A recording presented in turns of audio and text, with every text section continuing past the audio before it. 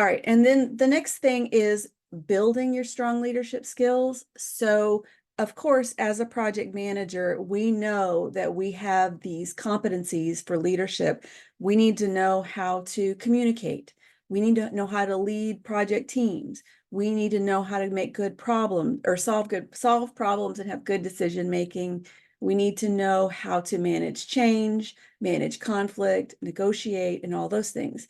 Well, you do that also in program management. So it's really no different in terms of what we need to do in terms of our leadership competencies, but how we go about these things will change as we move up from focusing on just a project to programs in general. So with communication skills, just like project managers, we are actively listening, understanding, and responding to stakeholders, maintaining those lines of communication, making sure that what we're saying is appropriate and of high quality, and that we are communicating with people in a way that is appropriate to them.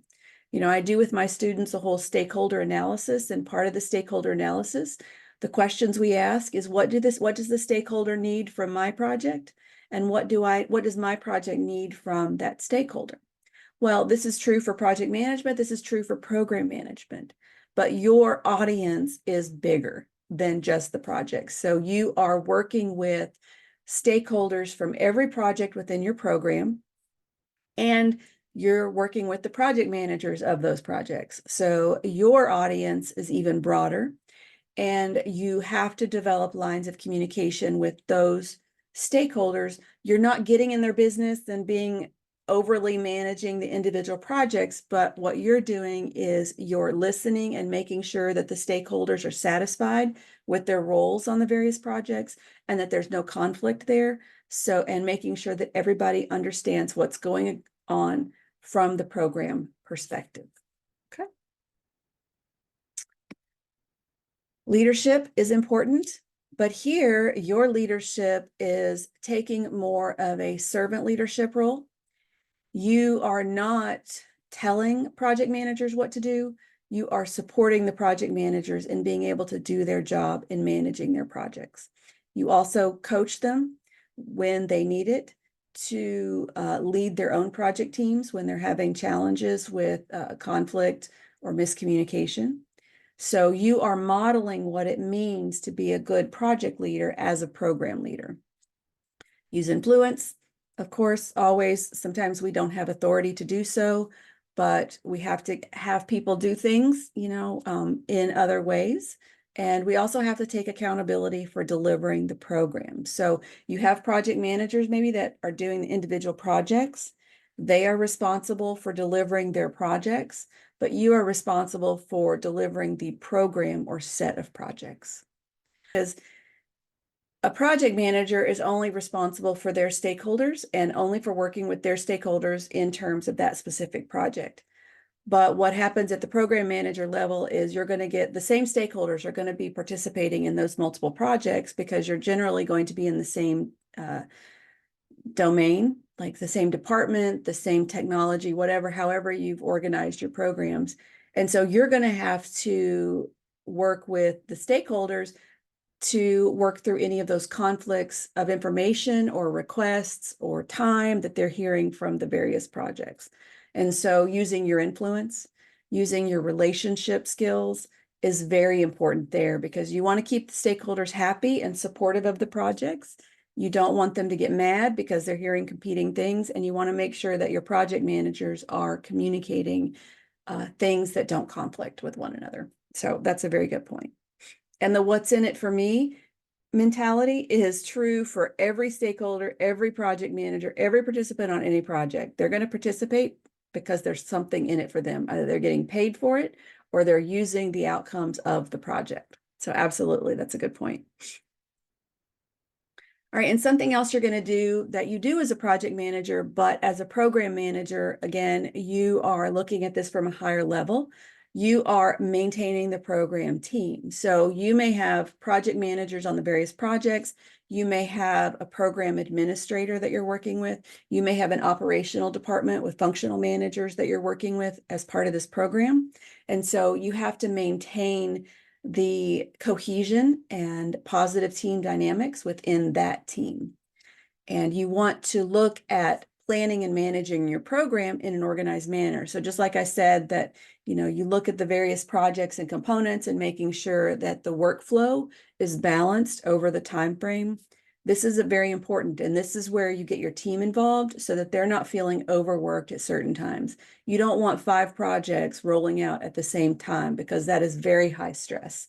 So when you manage the program success, you're going to help manage the team and resolve that conflict between the team members, the project leaders, or the stakeholders, or the functional managers you're working with, because you want everybody to see the entire program and all the subsequent projects in a positive light. So, and then systems thinking is really big. I mean, everybody should be thinking about how your own actions impact the actions of other people or other situations. Everyone should be embracing systems thinking.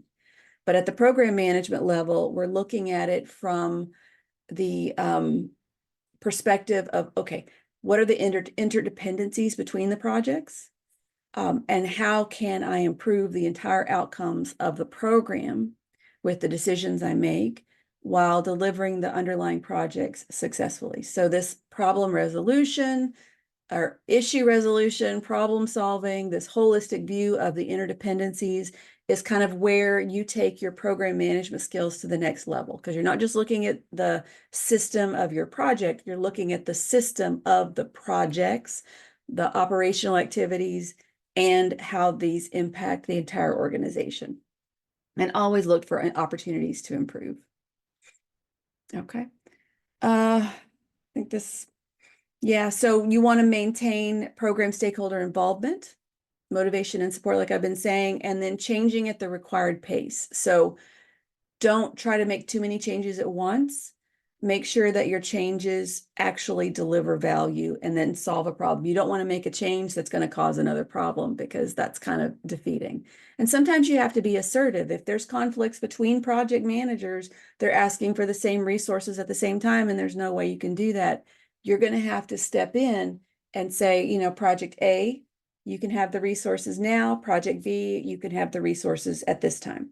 And make sure that we're not overusing our resources or our spaces or whatever it is, and that people are not being overworked. So sometimes assertiveness is necessary. You are acting as a servant leader in that you're making sure that everybody in the program can lead their own projects, but sometimes you have to step in and say, okay, this is a problem that's affecting the entire program. We need to do it this way. So it's understanding the balance between the two is key. And of course, I'm not going to talk much about professionalism because we all know how to be professional.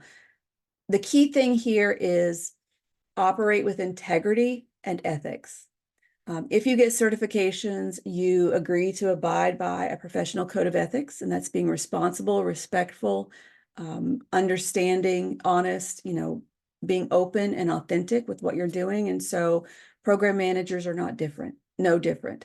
We manage a diverse workforce. We're going to be working with people potentially from, you know, other countries, other nationalities, other parts of the world, other time zones. So other, you know, cultural differences. So we need to respect that and work with people at where they are, understand where they are, and make sure that we're all working together on the same page to achieve our program goals.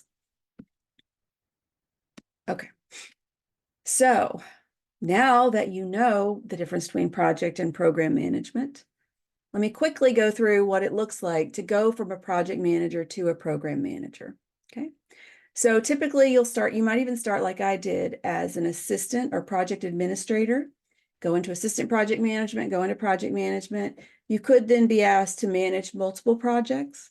Once you've gotten to the point of managing multiple projects, then you could start considering about looking at possible program manager positions. So how do you know when to transition from project management to multi-project management to program management? To transition into program management, according to the certifications, do you have 8 or more years of managing projects? So have you been a project manager for about 8 years? Do you have experience managing multiple projects that are related? Do you understand the principles of strategic management? If yes to these, then this might be a good time for you to start moving into program management, either communicating with your organization of the need for program management and oversight, or finding opportunities where you can be a program manager.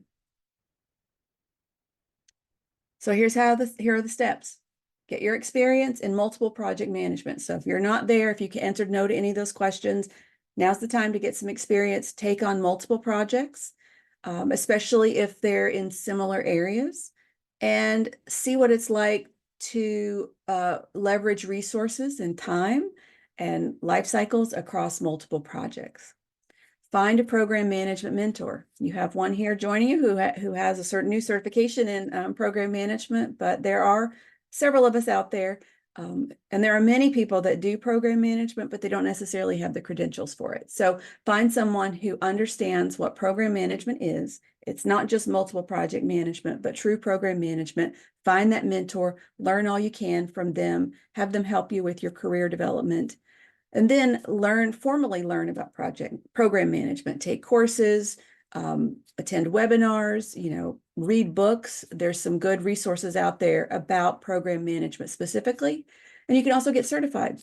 Certification is a good way to demonstrate to the rest of the world that you have the basic level of knowledge and experience to be an effective program manager. It's not always required, but it does certainly help.